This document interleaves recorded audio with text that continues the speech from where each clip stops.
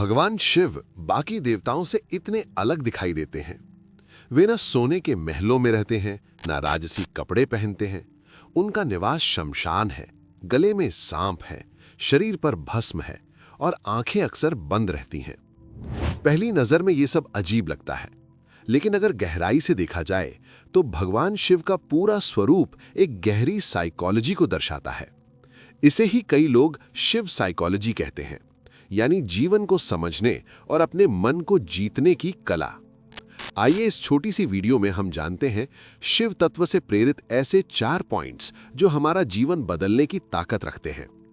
अभी तक आप इस परिवार से जुड़े नहीं हैं तो जल्दी से इस चैनल को सब्सक्राइब करके इस चैनल के सदस्य हो जाओ, ताकि ऐसी महत्वपूर्ण जानकारी आपको मिलते रहे। पहला पॉइंट, मन को जीतने की कला, शिव का ध्यान। भगवान शिव को हमेशा ध्यान की अवस्था में दिखाया जाता है।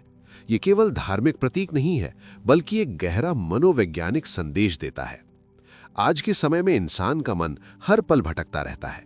सोशल मीडिया, तनाव, तुलना और भविष्य की चिंता, ये सब मन को अस्थिर बना देते हैं। लेकिन शिव हमें सिखाते हैं कि असली शक्ति बाहरी चीजों में नहीं, बल्कि मन को शांत करने में है। जो व्यक्ति अपने मन को नियंत्रित कर लेता है, वो जीवन की किसी भी परिस्थिति में स्थिर रह सकता है। आधुनिक मनोविज्ञान भी यही कहता है कि मेडिटेशन और माइंडफुलनेस इंसान को मानसिक रूप से मजबूत बनाते हैं। दूसरा पॉइंट, वैराग्य की शक्ति। भगवान शिव का जीवन बहुत साधारण है। वे राजसी सुख सुविधाओं से दूर रहते हैं। इसका अर्थ ये नहीं कि संपत्ति या आराम गलत है, बल्कि इसका असली संदेश ये है कि खुशी बाहरी चीजों से नहीं, बल्कि अंदर की शांति से आती है।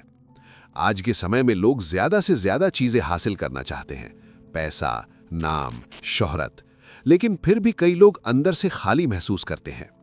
शिव की साइकोलॉजी हमें सिखाती है कि जिस व्यक्ति को कम में संतोष मिलना आ जाता है, वही असली सुखी इंसान बनता है।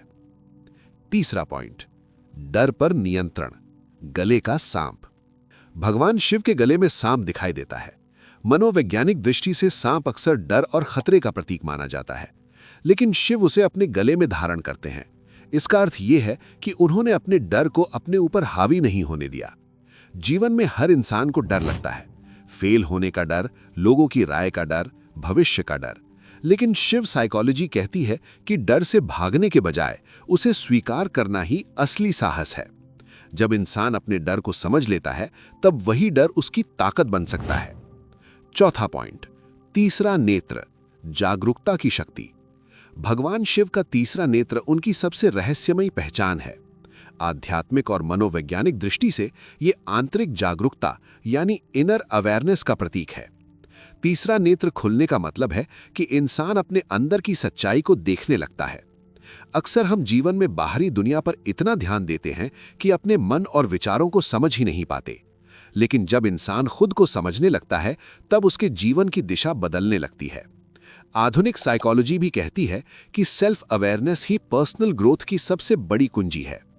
निष्कर्ष, अगर गहराई से देखा जाए तो भगवान शिव का हर प्रतीक एक जीवन दर्शन सिखाता है।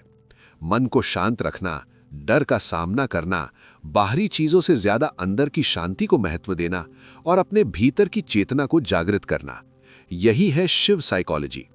इसलिए कई लोग कहते हैं कि भगवान शिव केवल एक देवता नहीं है, बल्कि एक ऐसी चेतना है जो इंसान को खुद को समझने की राह दिखाती है।